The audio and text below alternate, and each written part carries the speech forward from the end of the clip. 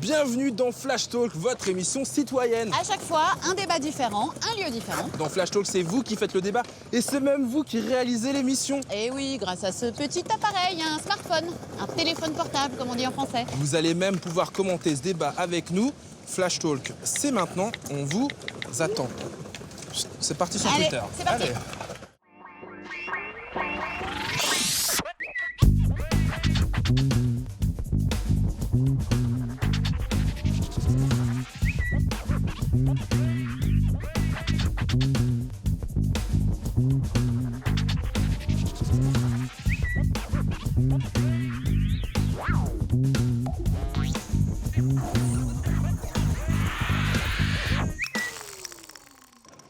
Bienvenue sur France-O et la chaîne parlementaire dans votre émission citoyenne. Flash Talk, c'est un vrai forum posé au cœur de la ville et de ses habitants. Aujourd'hui, regardez, on est plein cœur de Paris, place de la République, pour débattre de la santé. Et oui, visite chez le médecin, prix des médicaments, frais d'hospitalisation.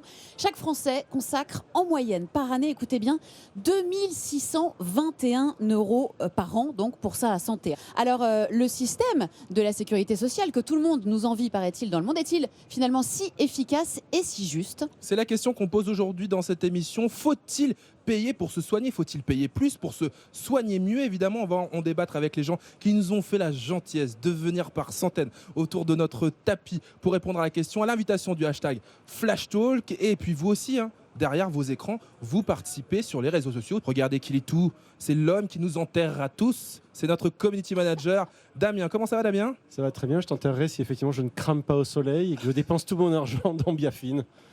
Est-ce qu'on a déjà des gens qui réagissent au sujet de l'émission? Oui, tout à fait. Nous avons Céline Crespin qui dit « On parle beaucoup de la sécurité sociale, mais en tant qu'auto-entrepreneur, je suis moins aidé et je paye plus cher, même avec ma mutuelle, pour des soins dentaires. » Aïe, aïe, aïe, aïe. Je pense que des témoignages comme ça, on va en avoir tout au long de l'émission, ma chère Sonia. Le temps juste de faire un big up à cette équipe. L'espèce de Dream Team de Flash Talk. Flash Talk, c'est une émission participative, intégralement filmée au téléphone portable. Alors n'hésitez pas, vous aussi, à sortir vos smartphones et à filmer et à participer à la réalisation de cette émission. Et d'ailleurs, regarde Sonia, j'ai 3 smartphones que je vais gentiment distribuer au public. C'est Qui a sympa. envie de filmer l'émission? Qui a envie? Ah, on a un Il y a des footballeur. candidats aujourd'hui. Et c'est pas le sosie d'un footballeur, on l'adore, j'adore. Qui a envie de filmer aussi? Mademoiselle aussi. Et j'offre le dernier smartphone qui, je pense, là-bas, il avait levé la main en premier. Alors, combien d'argent consacrons-nous pour notre santé? Sommes-nous les plus dépensiers au niveau européen? Et puis, au fait, depuis quand il existe ce fameux système de sécurité sociale? On fait le point en images et en chiffres avec Juliette Jean, le Data Flash, et on se retrouve après pour débattre. En 2015, 194,6 milliards d'euros ont été dépensés pour la santé des Français, soit 11% du PIB du pays. La France occupe la 5e place au classement des dépenses de santé des pays de l'OCDE, à un niveau très proche de l'Allemagne, de la Suède et des Pays-Bas, et légèrement au-dessus de la moyenne de l'UE à 15, qui s'établit à 10,5% du PIB. Mais qui paye? En 2015, 76,8% étaient pris en charge par l'assurance maladie de la sécurité sociale, 13,3% par les complémentaires santé, 1,4% par l'État et les collectivités locales et 8,4% à la charge des ménages. Et si les maladies graves et de longue durée sont prises en charge à 100% par l'assurance maladie, certains soins sont toujours très mal remboursés. 33,4% pour les soins dentaires et seulement 3,8% remboursés par la Sécu pour l'optique. D'ailleurs, depuis quand existe-t-elle cette fameuse sécurité sociale? Depuis 1945. Après la Seconde Guerre mondiale, le pays est dans un état sanitaire déplorable. La France décide alors de créer un système de protection sociale basé sur 3 principes fondamentaux: l'égalité d'accès aux soins, la qualité des soins et la solidarité. Aujourd'hui, elle garantit l'accès aux soins de près de 55 millions de personnes. Pour 6 Français sur 10, leur système de santé fonctionne bien. Mais 2 Français sur 3 se disent inquiets pour son avenir. Le progrès, l'innovation, la croissance démographique ont un coût. Selon l'OCDE, la part des dépenses de santé rapportées au PIB devrait doubler d'ici 2050. Qui en paiera la note?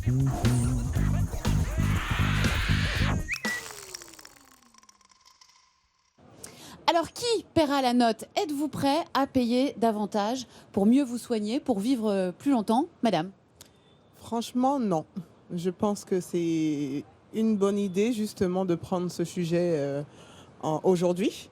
Parce que bon, on dépense beaucoup d'argent, comme vous avez dit, par famille. 2 000 € par famille pour l'année, c'est beaucoup. Donc vous trouvez qu'on paye déjà trop cher et vous n'êtes pas prête à payer plus? Franchement, non. Non. Parce qu'en fait, on achète des médicaments qui nous rendent encore plus malades. Vous voyez? Alors ça c'est encore une autre question. Peut-être qu'on ouvrira le débat tout à l'heure. Je pose Raphaël. la même question, Sonia. Est-ce que vous êtes prêt à payer pour vous soigner, payer plus pour vous soigner mieux? Comment ça va, madame? Ben, moi, pour l'instant, ça va très bien, Bon, mais comment tu t'appelles? Jacqueline, Jacqueline, tu fais quoi dans la vie, Jacqueline? je suis retraitée. Elle est retraitée. Petite retraite, grosse retraite de millionnaire ou... Non, non, pas de millionnaire. Hein. Bon, alors, je te pose cette retraite, question. retraite moyenne, quoi. Alors, quand je te parle de dépenses de santé, qu'est-ce que tu me dis? Je dis que les dépenses de santé, ça nous coûte cher à nous, parce que c'est de moins en moins bien remboursé. Par contre, les retraites, elles augmentent par un. Elles sont bloquées ou quasiment bloquées depuis 3 ans. J'ai monsieur aussi qui voulait réagir. C'est quoi ton prénom? Olivier, Olivier, tu fais quoi dans la vie, toi? je suis malade. T'es malade, ok. C'est un travail, ok. C'est Là où on en est, tu veux dire aujourd'hui, un c'est dur presque... travail. voilà, J'ai c'est fait un un labeur. infarctus, diabète, cholestérol. 3 jours en réanimation. 1 semaine en soins. Je fais 14 contrôles par jour. Je me lève à 4 h du matin. À 4 h, je fais un contrôle. À 16 h, à 14 h, 16 h, 18 h, 21 h, 22 h, 4 h du matin, 6 h du matin. Le lendemain, 9 h. Après 11 h. Ah ouais, mais c'est un vrai taf. Tu m'as dit tout ça, je suis fatigué comme toi. Le midi, je recommence. Après 14 h, et je continue toute l'après-midi. Et du coup, quand je te parle de dépenses, d'argent et de santé, toi, ça t'énerve. Ben, moi, personnellement, je suis prêt à 100%. Mais si je devais payer les sommes que ça coûte, je pourrais même pas me le payer. Alors, je suis bon à mourir, quoi. Merci, camarade, pour ce témoignage précieux. En tout cas, on t'a entendu. Merci beaucoup. Il y a la question des affections de longue durée qui sont fort heureusement remboursées intégralement par la sécurité sociale. Pas facile non plus de se soigner quand on est étudiant. Mademoiselle, bonjour. Est-ce que vous payez trop cher pour vous soigner? Est-ce que vous avez déjà renoncé à certains soins parce que vous n'en aviez tout simplement pas les moyens? Ah bah oui, effectivement, je suis étudiante et donc c'est vrai que du coup, on n'a pas forcément de revenus réguliers. Et tout ce qui est dermato, dentiste, des fois aussi. J'y suis pas allée depuis 2 ans, par exemple, parce que c'est pas remboursé forcément par la sécurité sociale. Et en plus, la mutuelle, elle prend pas tout en charge aussi, donc c'est compliqué.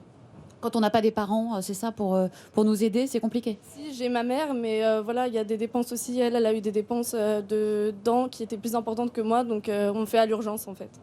Vous êtes étudiante également. Est-ce que vous avez la même expérience, le même témoignage? Oui, j'ai la même expérience qu'elle. Et au niveau des dépenses, c'est extrême, quoi. J'ai une mutuelle privée où je paye pratiquement 40 € par mois.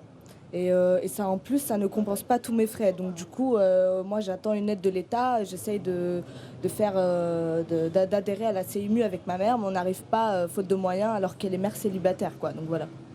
Est-ce qu'il y a d'autres témoignages, d'autres personnes qui veulent prendre la parole sur le sujet? Madame, bonjour. Bonjour, je voudrais parler au nom des assistantes maternelles.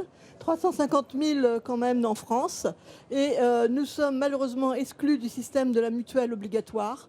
Il faut savoir que les salaires sont médians à peu près 800 à 900 € et que c'est une catégorie de population fragilisée par la précarité de leur travail. Alors comment vous faites pour vous soigner sans mutuelle? Elles sont, les femmes seules renoncent, celles qui sont sur leur mari, la mutuelle de leur mari, ça va à peu près. Mais celles qui sont toutes seules, veuves, divorcées, qui élèvent seules leurs enfants, on renonce à leurs soins la plupart du temps. Et d'autre part, quand elles sont malades, vraiment très malades, parce qu'elles se sont négligées, là, elles sont obligées de s'arrêter, malheureusement, et elles sont licenciées, puisque le retrait d'enfants est libre, sans motif, et donc elles perdent leur travail. Merci d'avoir pris la parole au nom des assistantes maternelles. D'autres témoignages avec Rafale, qui est parti faire un petit tour sur la place de la République. Où êtes-vous, Rafale? Beaucoup d'interventions également sur le hashtag FlashTalk. Il y a par exemple Michel qui nous dit « La France a un système fabuleux qui nous a mal éduqués. Les soins semblent gratuits. On perd la valeur des soins et on râle quand il s'agit de payer. La santé a un coût et aussi un prix. » Vous savez que je me balade, hein, c'est un peu le but de FlashTalk. On est ici, place de la République. Oh, je crois que je vais embêter cette petite famille qui est là. Oh, bonjour madame. Bonjour. Bonjour, je suis Rafale. J'anime cette émission qui s'appelle FlashTalk et on parle de la santé. Pour vos enfants, par exemple, quelquefois, ça vous est arrivé de ne pas aller chez le médecin parce que vous vous dites « Oh là là, ça va être trop cher, les médicaments, etc. etc. » Non, c'est la priorité, c'est les enfants, c'est pas les sous. Merci beaucoup, madame. Et qu'est-ce qu'en pensent nos tweetos, évidemment, sur les réseaux sociaux? C'est très simple. On est allé faire une petite revue de tweets. Notre système de santé est-il efficace ou au contraire, ça marche pas du tout? C'est le Story Flash préparé par Juliette Jean. Notre système de santé est-il satisfaisant? Oui, selon Sonia qui le compare avec le système britannique. Pour une rage de dents à Londres, je dois payer 70 livres, la consultation égale 90 €. Venez pas pleurer de notre système de santé en France. Quand la sécurité sociale que tout le monde nous envie te rembourse 1,70 € sur une monture, t'as juste envie de les lui jeter à la figure. Eh oui, c'est bien connu, si vous avez des problèmes d'optique, mieux vaut avoir une bonne mutuelle. Logomotive propose une solution. Pourquoi payer une mutuelle et enrichir de gros groupes alors que nous pourrions donner cet argent directement à la Sécu? Sinon, pour éviter les frais de médecin, il existe toujours le très consulté site de Doctissimo. Mais selon Expérience 626, il n'est pas toujours du meilleur conseil. Doctissimo est le site qui te diagnostique un cancer généralisé et une mort atroce dans les 72 heures, alors que t'as juste le rhume des foins. Norman en a lui aussi fait les frais. Avant de consulter un médecin, moi j'ai toujours checké un peu ce que j'ai sur Doctissimo, mais ça sert à rien ce genre de site parce que à chaque fois, quasiment, le conseil du mec qui te répond, c'est toujours ah bah consulte ton médecin, hein. WTF. Limite les gens maintenant ils vont même plus chez les médecins. Tu sais, ils font d'abord confiance à ce genre de site. Mais tout le monde, bah voilà, depuis quelques jours, je me sens pas très bien, j'ai mal à la gorge. D'accord, donc mal à la gorge. Bah écoutez, le meilleur conseil que je peux vous donner, c'est consulter un médecin. Consulter un médecin. Le plus rapidement possible. Merci docteur.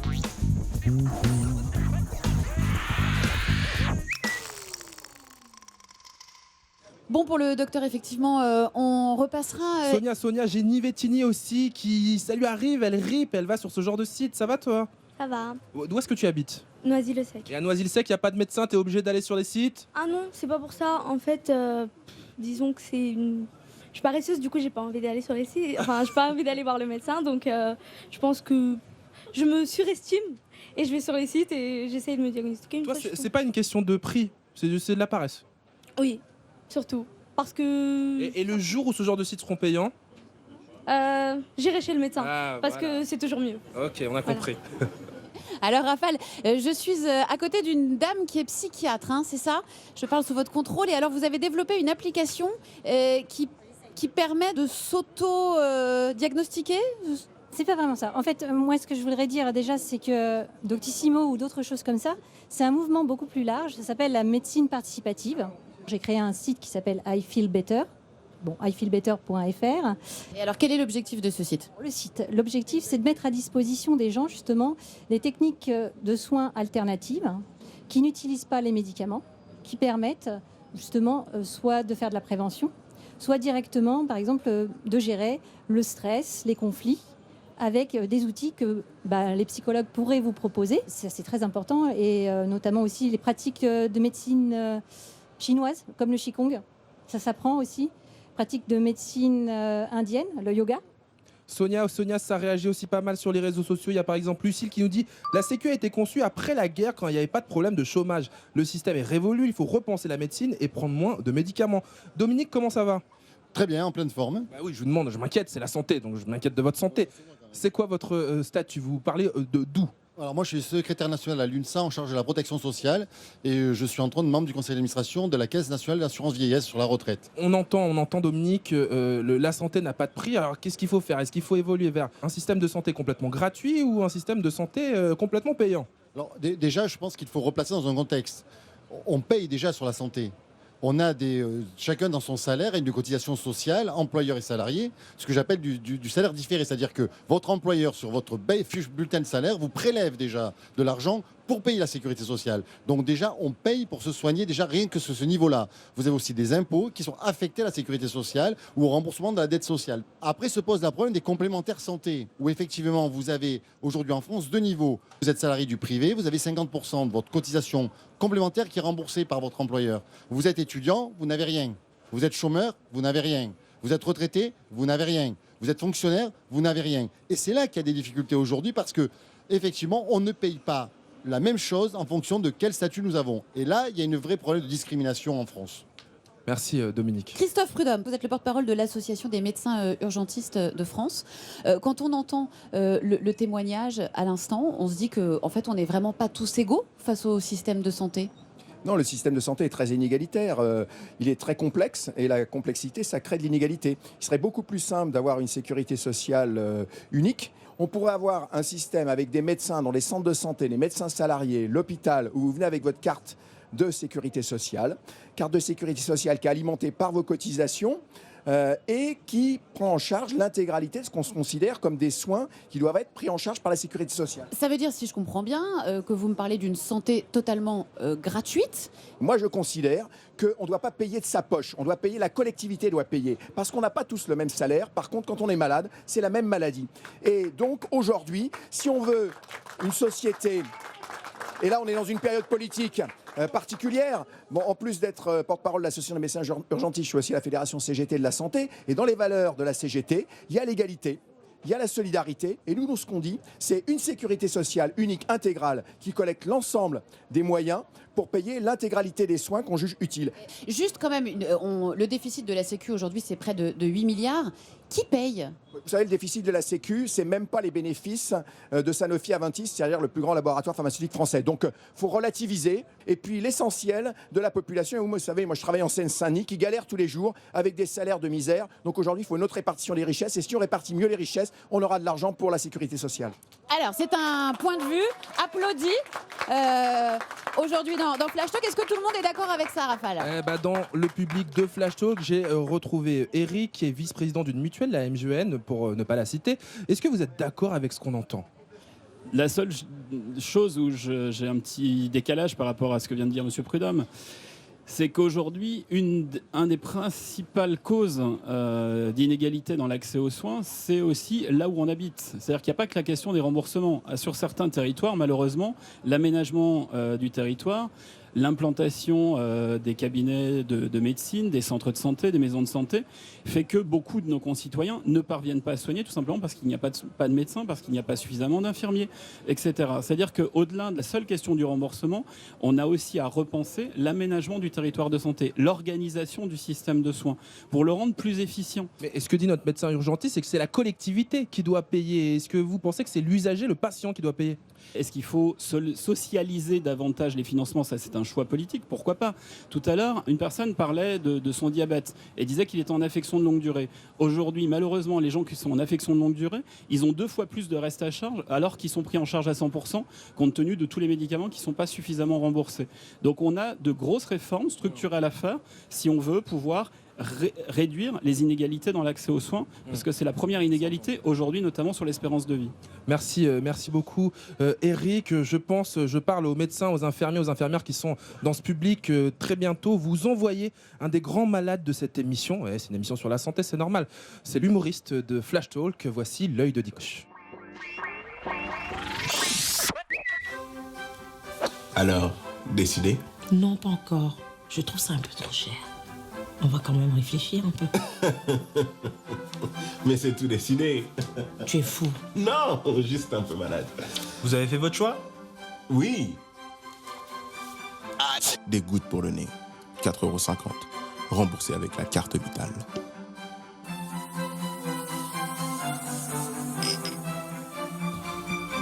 C'est marqué quoi là ?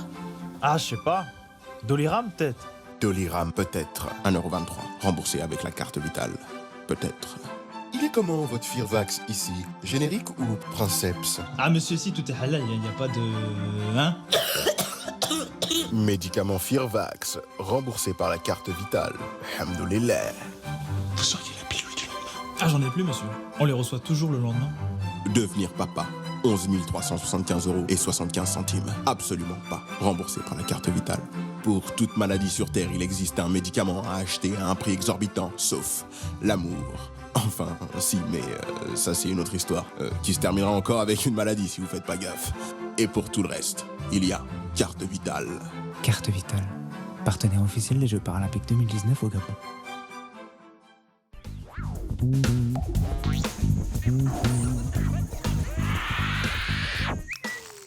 à Sacré Dicoche. Alors, l'un des sujets de préoccupation pour l'avenir du système de santé, c'est notamment l'explosion des coûts de la santé. Et on va en parler avec André Grimaldi. Bonjour, merci d'avoir accepté notre invitation. Vous êtes professeur à la Pitié-Salpêtrière et vous êtes l'un des instigateurs de l'appel des 110, un appel contre le coût exorbitant des médicaments contre le cancer. Oui, attendez, d'abord, est-ce qu'on dépense beaucoup plus que les autres pays? Pas tout à fait. En pourcentage de la richesse nationale, nous sommes en 6e position. L'Allemagne est devant nous, les Pays-Bas sont devant nous, les USA sont largement au-dessus de nous. Donc on ne dépense pas tant que ça. Mais on dépense comme les pays riches de l'OCDE. Ceux qui dépensent beaucoup moins, c'est l'Angleterre. Le problème, nous avons un système de santé très solidaire. Les riches payent normalement pour les pauvres en fonction des revenus. Les bien portants pour les malades, les jeunes pour les plus anciens. C'est le principe de solidarité. Et on reçoit de manière égalitaire. C'est-à-dire qu'on doit être soigné de la même façon, quel que soit son statut social. Vous êtes pauvre, vous êtes président de la République, vous devrez être soigné de la même façon. Ça, c'est la théorie. Ça, c'est la théorie. Et ça, c'est en train de s'abîmer. Et ça qui pose problème. Ça s'abîme parce que les soins courants ne sont plus remboursés qu'à 50% par la sécurité sociale. Donc, les gens qui ont des graves maladies ou qui sont hospitalisés sont bien remboursés. Mais les soins courants, la plupart de la population ont le sentiment que la sécurité sociale ne les rembourse plus vraiment et qu'il faut prendre une assurance complémentaire de plus en plus chère. Et donc ils ont tendance à dire « j'en ai marre de payer pour les autres, j'en ai marre de payer pour les pauvres, j'en ai marre de payer pour ceux qui sont très malades ». Et donc on est dans une tension. Il faut défendre le système de sécurité sociale qui est le plus juste qu'on ait. Ceci dit, qu'est-ce qui relève de la solidarité et qu'est-ce qui n'en relève pas? Donc ça c'est un débat, alors c'est un débat citoyen. Les médecins ont leur mot à dire, mais pas seulement eux. Les usagers sont de patients, l'ensemble, les partenaires sociaux ont à dire qu'est-ce qui relève. Or, en France, on a tendance à empiler, et comme vous le savez, on a beaucoup de lobbies. On poursuit le débat avec Rafale, qui a un nouveau témoignage. Sur la place de la République, parce que Ricardo dit qu'il doit aller travailler. On parle de la santé, et je vois, mec, t'es baraqué. Je me dis, tu fais du sport, toi? Oui, tout à fait. Alors, tu fais quoi comme sport? La muscu. Alors ça se voit, effectivement, quand vous comparez à moi. Du coup, la question que je me posais, c'est est-ce que depuis que tu fais de la muscu, tu vas moins chez le médecin? Beaucoup moins, oui. Merci, hein, Ricardo. Beaucoup aussi de réactions sur le hashtag FlashTalk. Il y a par exemple Juliette qui nous dit en Suisse, on achète des médicaments limités pour arrêter d'en avoir plein les armoires. Ça permettrait de les payer moins cher. Monsieur, j'arrête tout le monde aujourd'hui. Hein. J'ai l'impression de faire la chasse au trésor. Comment ça va? Ça va. Je m'appelle Rafale, regarde, je co-anime cette émission qui s'appelle FlashTalk. On parle de la santé aujourd'hui. Est-ce que toi, tu as des solutions pour aller moins chez le médecin, pour dépenser, acheter moins de médicaments? Bah, par exemple, pas tomber malade. Et comment on fait pour pas tomber malade, mec? Bah, quand il pleut, on reste dans sa maison en général.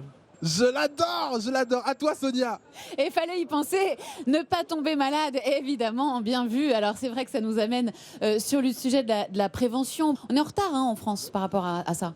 Alors, écoutez, effectivement, je trouve qu'en tant que représentant des assurés sociaux, en tant qu'organisation syndicale, nous sommes effectivement un peu à la ramasse sur la prévention. Donc il y a du travail à ce sujet. Il y a des choses à faire. Vous n'êtes pas médecin, mais vous l'êtes médecin. Qu'est-ce que vous avez à dire là-dessus? Si on améliorait les conditions de travail, il y aurait beaucoup moins, par exemple, ce qu'on appelle de troubles musculo-squelettiques, c'est le mal de dos, les difficultés au niveau des poignets, le stress, parce qu'on a un management qui est harceleur, on l'a vu chez Orange avec la multiplication des suicides. Aujourd'hui à l'hôpital, il y a la multiplication des suicides.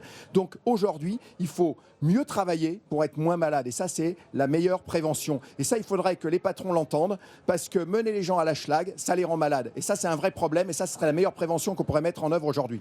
Et je suis revenu à tes côtés, Sonia, hein, dans cette agora. Vous êtes allé recueillir des conseils très Je suis allé faire du sport parce que justement on m'a dit qu'il faut prévention, fallait bouger, donc j'ai couru après les témoins. Juste à côté, il y a Étienne qui est l'ancien président de la Mutualité française. Je me trompe pas, Étienne? Oui, c'est exact. Bon alors Étienne, toi quand je te parle de prévention, tu as écouté tout ce qui s'est dit au débat, qu'est-ce que tu as envie de dire? Écoutez, tout ce qui a été dit au cours du débat est exact. Bien sûr que tout ça est vrai. Mais la question qui se pose, pourquoi est-ce que depuis des dizaines d'années, la sécurité sociale régresse sur les soins courants?